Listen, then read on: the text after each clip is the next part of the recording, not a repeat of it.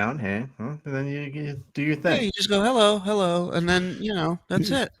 Yeah, everybody goes on with their own conversation. What do you think? It's a team? Like you guys are? It's not an escape room. It's not a It fucking seems like work exercise. that they're gonna talk. They're gonna talk. We got to and get they're him in an escape room. That is the most genius thing I've ever heard in my life.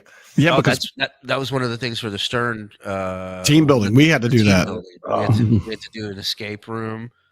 We did a cooking class once. We did improv. We did which, by the improv. way, I gotta say, I had Scott the engineer in my group, and him doing improv to this day is one of the greatest moments of my life. Well, I had Benji in my group. Oh, so that took an hour and a half. Oh, everything was just Yeah. it was His whole blatant. life is improv. Hey, Oh how my bad God. was that at the end with Scott? Like, I can imagine how Scott was feeling or whatever. Like he just by himself. You know what I mean? Yeah, he Like- got turned into like the movie Office Space where they send that guy to the Yeah, basement. if you could go ahead and move your desk all the way back to the I wall, want my right? stapler. That would be Where's my great. stapler? That's crazy. Yeah, if you could go ahead and move your desk to the basement, that'd be It was great. dark, dude. But Scott. Listen, I love Scott, but he doesn't help himself out much either. He goes about things the total like some things he went by the book step by step. Yes, and it was approved and it was fine. But then there were things where he did.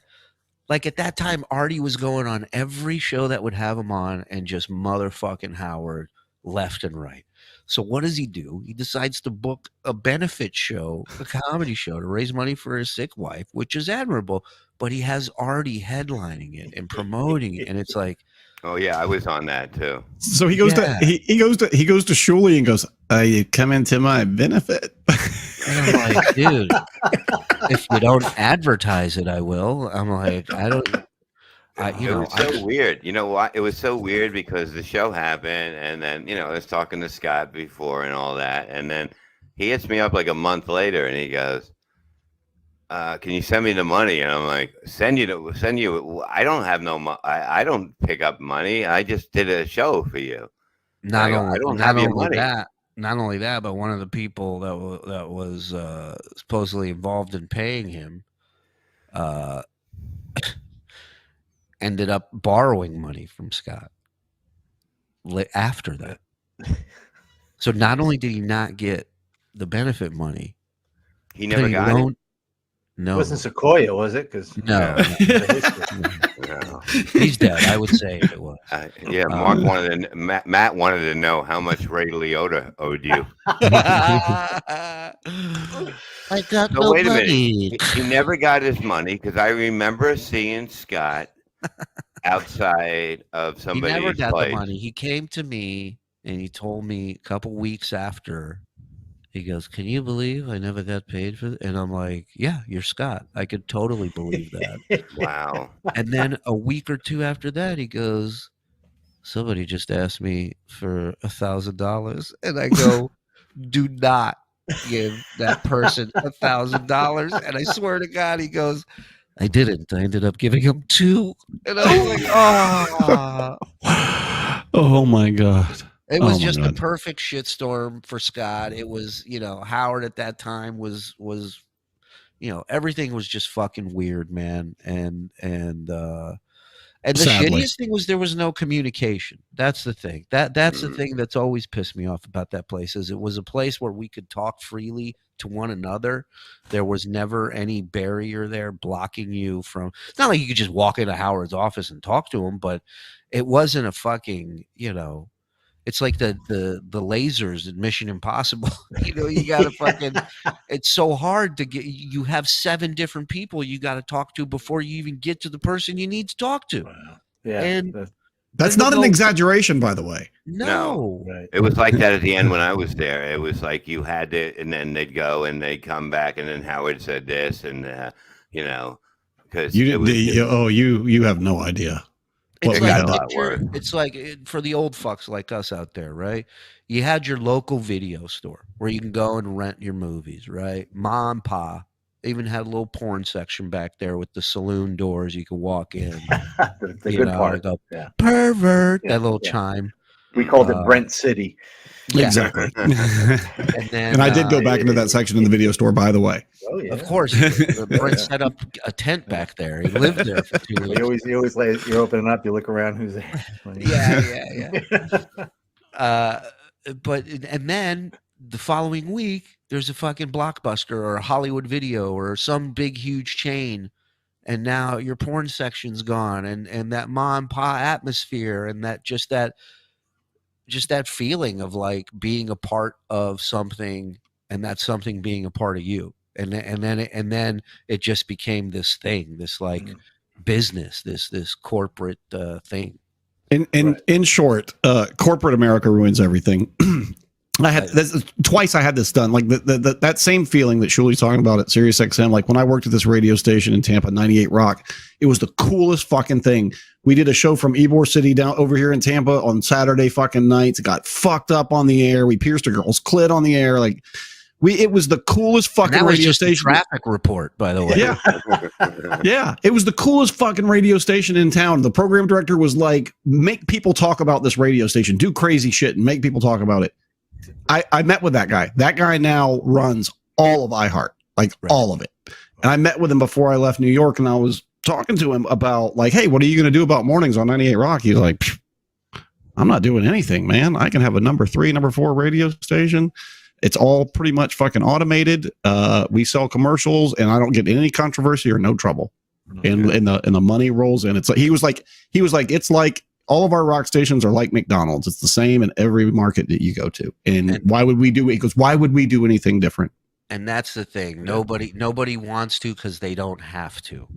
Right. That's the bottom line. They don't have to. Yeah, that's where creativity dies, especially with a show like you guys. If you're that far removed from the people making the real decisions, what are you going to do? It's insane. Like, how many times do you need to write lines to goof on somebody? Like the fun of goofing on somebody, like if it's a roast, I get it. But the whole point of like going in and interacting on that is what we all fell in love with on that show. Extemporaneous. That back office spilling into the air, spilling onto the air. Oh, there was nothing better. Nothing better than the news lasting an extra 45 minutes because Jackie had to plug some fucking shit hotel and Howard called him out on it. And I said this, that for me was when it became a job, when the spontaneity of the comedy on that show, which is my favorite type of comedy of all time. Yep. Is, somebody breaking in a sketch, somebody goofing on the sketch that it sucks, a comic acknowledging he's bombing. Like those are the funniest thing because they're in the moment, they're real, there's an art to it. And there's Bob's new headshot, Bob's new profile photo. Like of all of my radio, of all of my radio, next to that picture, of all of my radio mentors, like one of them, Bubba the Love Sponge. That's it. He's the only one that hasn't completely abandoned the whole philosophy that you're talking about. He's the only one. Everybody else that taught me the business and taught me how to do it has completely abandoned everything they taught me. And Bubba can't get a fucking shot anywhere because he's deciding to stay true to that is one of the reasons, I think. I mean, he's not going to fall in line, but he's not also going to drive your station into the ground. He's thinking of how to make it different. And now that's a bad thing. 100%. Like the guy that runs iHeart told me, he goes, I want us to be like McDonald's. You'll get the same sounding radio station in every city that we have stations. I'm like, this is the guy that told me, don't worry about the music that we play because you worry about doing great shit between the records because I want people talking at the water cooler about this radio station. Completely 180 from what he taught me. It's insane. It is completely insane. And Bubba, you know what? Bubba's making money because of YouTube, Twitch, and Facebook. That's where he's making money. There's an audience out there of people that still want to hear shit like that. That's why he's making money, Yep. So good for him. But as far as terrestrial radio goes, he's got 4 or 5 stations, but none of them want him to do they don't want him to be Bubba. Like they don't want to fail. And guess what? If you never fail, then you'll never succeed. And and how do you know it's not going to just fucking take off? How do you know until you try it? You know. But that's why even Kid Chris in Cincinnati now, he's playing 8 songs an hour. Yeah. But he throws in the bits in between. But He it's has not to. like That's- it was. He's working for that inside, you know. Yeah. That's what he is. He's working funny. for that same guy I was just telling you about. Yeah. That doesn't want you to do that stuff. Yeah. But it's like basically you can't even write for the show. You can't do anything. Can't rape? What? You can't write for the show. Oh. You can't can't rape do for the show, surely. He said you can't rape for the show. No. Thank you. So thank you. We're back to zero, dude. No, you We're doing can't so do anything good. like that because it's all like, even some of that the should be bits. a motivational. You just can't rape on shows anymore. I I'm haven't- paraphrasing, of course. You know, we When you said the word, I said that? Yeah. Yes, you did.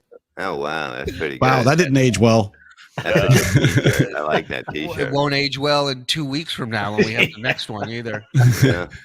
That's crazy, dude. I saw such a sad story that the fucking the husband of a school teacher that got killed had a fucking heart attack today and died. So now She she's died, wow. Yeah, he was finally single. Yeah, I know. Way to blow it, dude. Yeah. But You got yeah, way too excited over being single. That's what you're saying. But I mean, Jesus I'm free today. Christ, man. Well, 1 and 2, and then I brought it up when you came in here, Mike. But it's crazy that that they said that they waited out there for an hour before they went in. Yeah. And the parents are sitting there going, "We'll go in." They're Like, trying to get in. Yeah, they're trying to. That run is in. that video is insane. I heard that the cops had, by the first call to the police thing, the guy was outside for 10 minutes, and somebody posted it was only 3/4 of a mile away, the police station. So he was out for 10 minutes, and then he went in, and nobody was there. I heard a After the first rumor. call. I heard a rumor, and I don't know if you guys heard this, but I heard a rumor that this dude was trans. Is that true? That is No, false. false. Yeah, That's it's false. So That is Because false. here's the only reason why I thought maybe it might be true, because in that one picture everybody's showing, it looks like he's got lip gloss on or lipstick. He was effeminate, and he got made fun of for that, but he was He had a not lisp, trans. Yeah, Okay. yeah, he had a lisp. Yeah. No, and listen, a lot of Mm. having kids who one have graduate high school and one in high school. There's the line is like really weird now. Like the boys wear nail polish, like straight guys Yeah. wear nail polish, and their eyebrows are on fleek, as they say. Right. And, so yeah, there's definitely more of a blurred line there. I mean, I got Yeah. no problem. I got no problem with any of that. Like listen, just because somebody's weird or effeminate or Right. whatever, they shouldn't be fucked with. Yeah. No, I Like- get it. Listen, I grew up. There was a gay guy in our school. He's very feminine, and he used to get picked on all the time. And I felt that was bad me. for him. I felt bad for him when I would help beat him up. But my point is this: You no, pulled your punches a little bit. I felt bad for him because he was a Spanish kid. He didn't have great grasp of the language, and kids have always and will always, I don't care how woke this society is, Mhm. kids are going to be assholes. That's just a fact. The minute you come into something new, a new school, a new town, my oldest went through it at middle school last year. She had a real tough time. There were some real fucked up kids in her class saying some Yeah. real fucked up shit. And so it's not going anywhere. Like When I was in school every year, all the way up till 7th grade, I was the new kid in school. And Right. no, all the way up to 9th grade. Every year I was the new kid in school, and usually in a different city. It was fucking hard. yeah, this guy shows up in a new school, has to fuck all the teachers right out the gate. Start fresh. It was crazy, man. But I hate when the kids that are kind of different and weird get fucked with. That's why I couldn't be a parent, because my kid would be different and weird and get fucked with, and I go to jail for fucking killing Listen, somebody. I love my girl, right? My oldest, she's a nerd, total nerd. She's into video games. She's into the stuff I like. She's like a little mini me. She's gonna get the And last laugh. And she's out there, she's got a great sense of humor. But I noticed that like her sense of humor over the last year got darker because of the environment that she's in, because not just the kids, but like having to do these drills. We used to have earthquake drills in school. Now they have mass shooting drills. And regardless of what, I'm not sitting here saying take everybody's guns away, because that's never going to fucking happen. They're not passing one gun law ever. If half of the U.S. Senate is Republicans, they're never voting for anything. It's a futile exercise to even think that they might consider it. If you don't think it's ridiculous that this is the second time that over 15 elementary school kids have been murdered, if you think it's ridiculous to have a conversation about the access, not taking away, the access and ability to get guns so easily, listen, you have a driver's license, right? You have a thing on there where you're an organ donor, right? Anybody can see it, right? What's wrong? And I know people go, well, it's the medical Hippocratical oath that you can't reveal somebody's medical info. Well, guess what? If you've been institutionalized for any reason, that should go on your ID, Bob. So that way, when you go to a gun shop or you go to a gun show and you have to present your ID, then the person can see right there. And then they know, okay, it's like selling cigarettes to a minor. If I own the store and I sell cigarettes to a minor, my store loses its license. I get shut down. I get in trouble. Not the why minor. you were so upset? It's harder. It's harder if being under 21. It's harder to buy a beer than it is to buy a gun. 100%. Yeah. Well, listen, when I was married, we adopted a dog from a shelter, and it was a process. They had to They had to interview come to your us. house, Yeah, right? and they came to the house. And, fucking house. They have to check with make sure you're allowed to have a dog. If we didn't take it, yeah. You can get a Puerto Rican child easier. You really can. What time is it? I'll have one for you by midnight. Okay, and I'm in Huntsville. And this guy turns 18 and buys 2 AR type 15s. I know that, but that type of weapon. He buys 2 of them on the day he turns 18. I know that this isn't popular either, and this kind of goes against being a libertarian, but I think that from 18 to 21, there should be kind of a middle period between being a child and being an adult. Because your brain, you don't have the emotional intelligence. Yeah, you're still dumb as fuck. Yeah. Yeah, you don't know anything. Well, that's why they want you in the military at 18 too, because you're fucking head down, go forward, kill whatever's in front of you. Wow. Yeah. And you're so right, because you feel so insane when you're in the military. You're like, yeah, I'm not going to get killed. I want to go kill people. Like the thought doesn't even cross your mind that one of them is going to could kill you. You also have nothing to lose in life. You're 18. You have nothing, right? You don't have a family, odds are. You don't have a mortgage, a home, a job to go to. You don't have any. And you're of full those of aggression. You just think you're invincible. Yeah. 18 is the new 12, by the way. I don't know if you guys are aware. What about from 18 to 21? You can only buy a musket. So like you go into the school, there you go. You got to pack it, and then you fucking people come running up. And some of those 18-year-olds are so athletic. I mean, you're like, how did he reload that fucking thing so fast?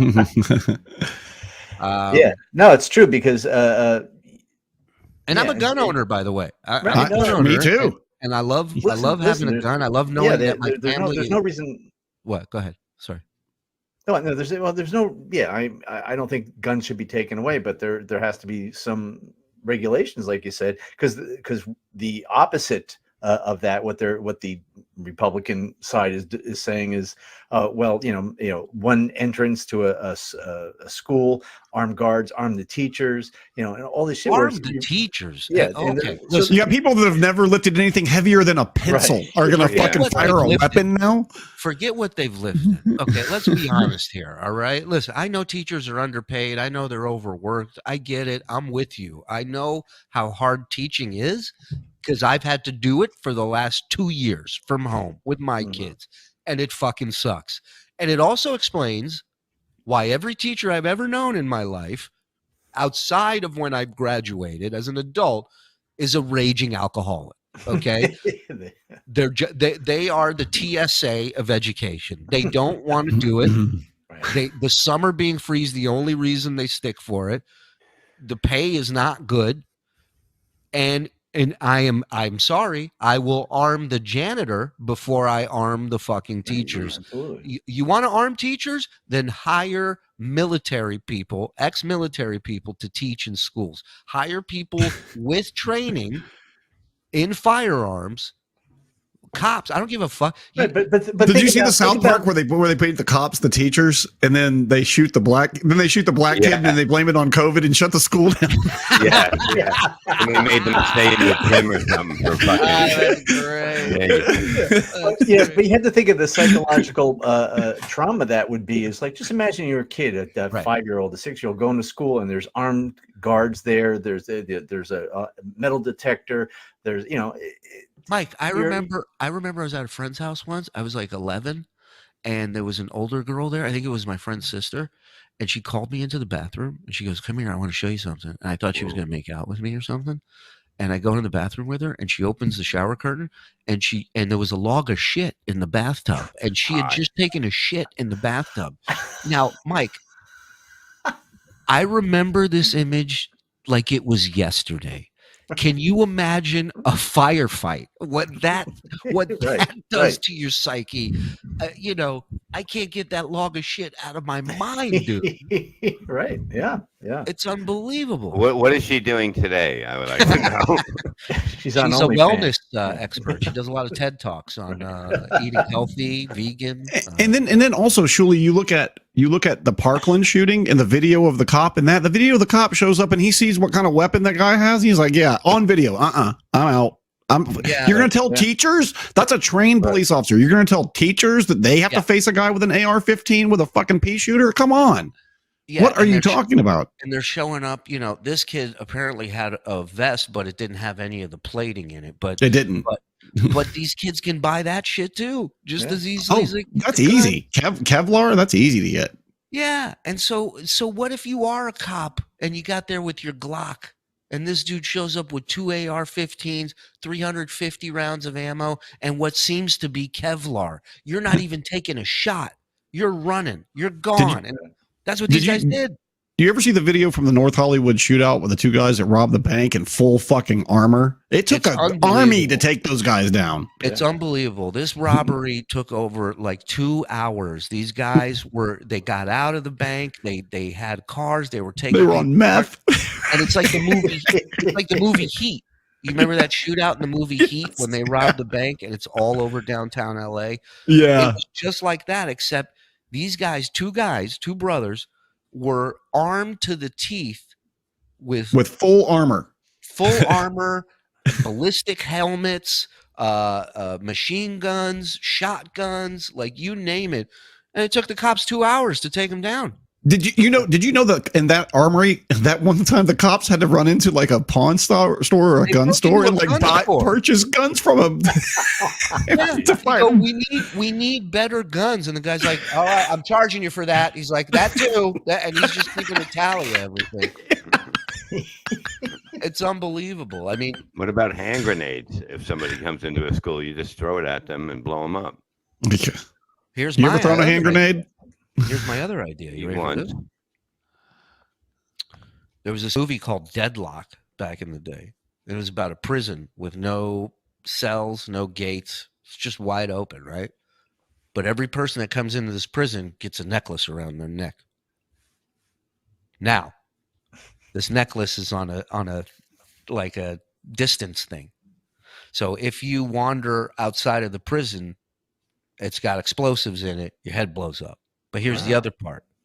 Somebody else in that prison, also that has a necklace, is now attached to you.